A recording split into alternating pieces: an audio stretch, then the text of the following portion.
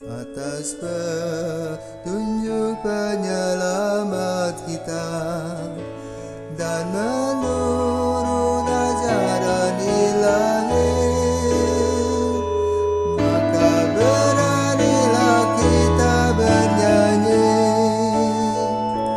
Bapa kami yang ada di surga, dimuliakanlah namamu.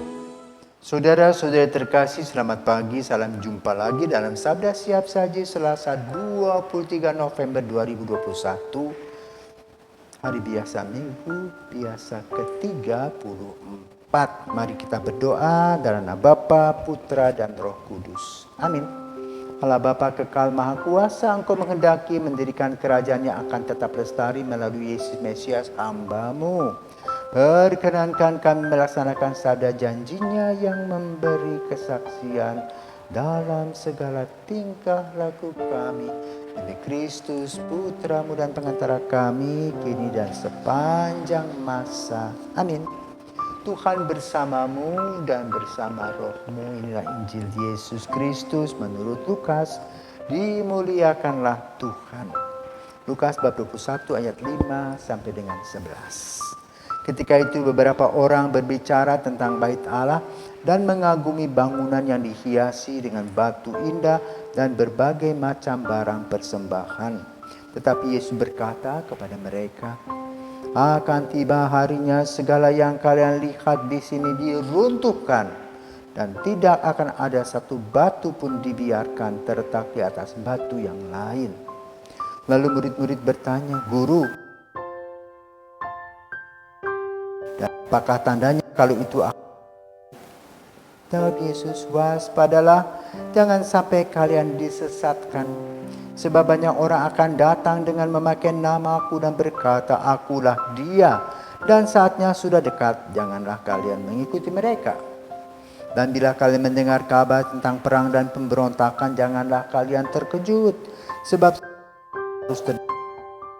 tapi itu tidak berarti kesudahan segera. Kemudian Yesus berkata kepada mereka, bangsa akan bangkit melawan raja. Akan terjadi gempa. Di tempat akan ada penyakit sampar dan kelaparan. Dan akan di langit. Demikianlah sabda Tuhan, terpujilah Kristus. Ngeri juga ya Injil hari ini. Ramalan Yesus itu terjadi. Kita sekarang mengalami masa COVID-19. Bait Allah yang dulu megah berdiri merupakan kebanggaan orang Yahudi. Tinggal temboknya saja. Dan sekarang dihuni oleh dua masjid, Al-Ahram dan Al-Aqsa.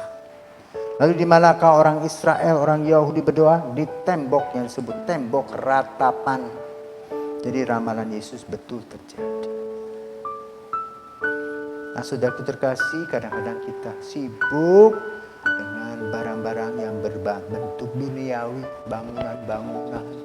Sebagaimana gereja dibangun pada abad-abad pertengahan dengan luks luar biasa. Dan gereja diidentikan dengan bangunan. Padahal gereja adalah persekutuan umat beriman kepada Kristus. Kadang itu dilupakan, orang sibuk dengan bangunan-bangunan. Bukan lagi sakramen yang diperhatikan, tetapi saksemen. Maka kalau kita perhatikan begitu banyak ribuan gereja saat ini di Eropa berubah fungsi.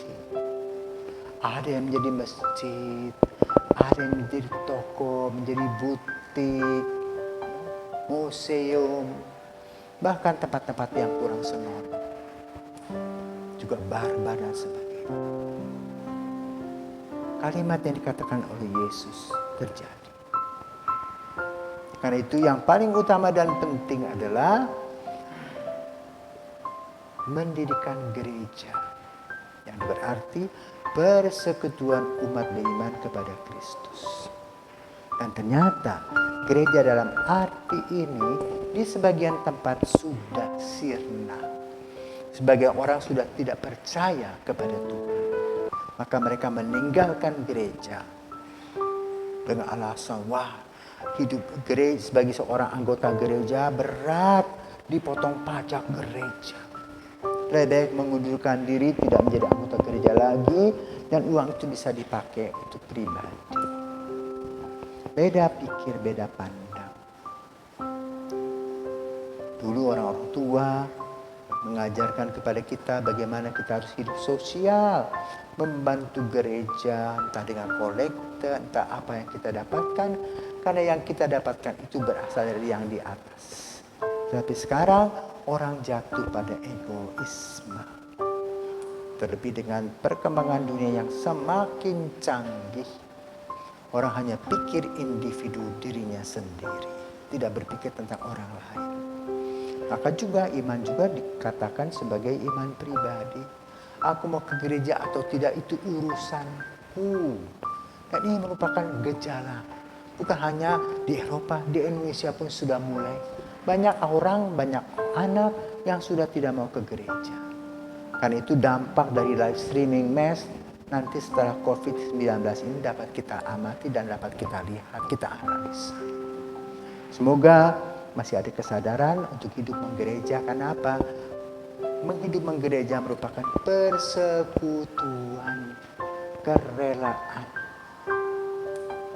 Sebagai satu saudara yang dipilih oleh Tuhan, kita mempunyai kewajiban bersatu dan menyatukan diri. Tapi tergantung kepada diri kita masing-masing. Ramalan Yesus betul, karena orang sudah tidak lagi sebagai makhluk sosial yang utuh, sudah terbelah menjadi makhluk individualis yang cukup tinggi. Sehingga untuk pertemuan-pertemuan pun berhitung, untuk bertemu dengan orang berhitung. Semua dihitung dan ujung-ujungnya adalah duit. Yang penting sekarang dengan duit kita bisa beli apa saja untuk kenikmatan mata kita, untuk kenikmatan lidah kita, untuk kenikmatan tubuh kita. Tetapi yang kita perjuangkan sebagai seseorang yang rohani itu boleh katakan pelan-pelan ditinggalkan. Apa akibatnya? Di hari tua nanti akan ada penyesalan. Kenapa? Kita tidak membuat renda yang positif secara rohani. Maka mari saudaraku terkasih, kembali kita mendengarkan apa yang dikatakan oleh Yesus. Jangan sampai hal itu terjadi dalam diri kita. Semoga kita mengalami pertobatan dan hidup baru di dalam Yesus. Amin.